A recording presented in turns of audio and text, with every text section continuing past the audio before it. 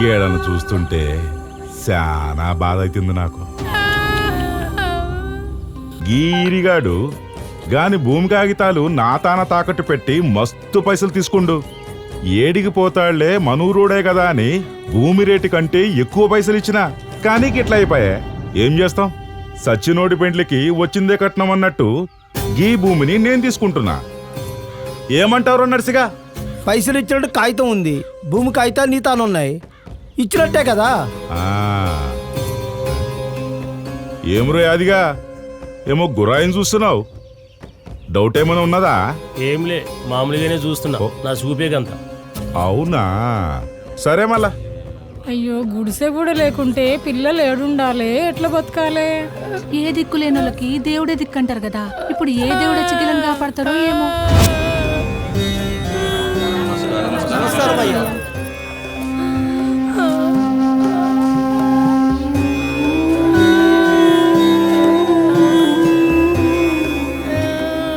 నమస్కారం పంతులు గారు.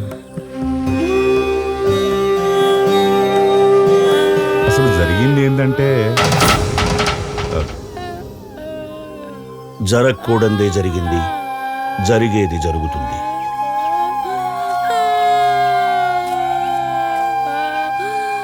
ద్వాపర యుగంలో శిశుపాలుని శిక్షించటానికి వాడు 100 తప్పులు పూర్తి చేసేదాకా ఆ దేవుడే ఎదురు చూడాల్సి వచ్చింది.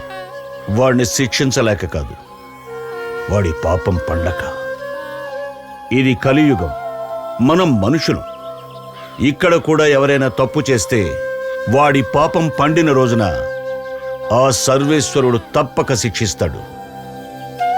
ఎదురు చూడాల్సిందే, తప్పదు.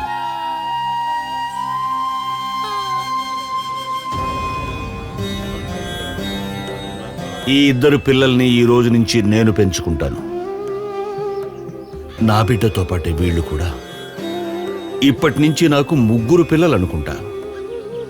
దహన సంస్కారాలకు ఏర్పాట్లు చేయండి.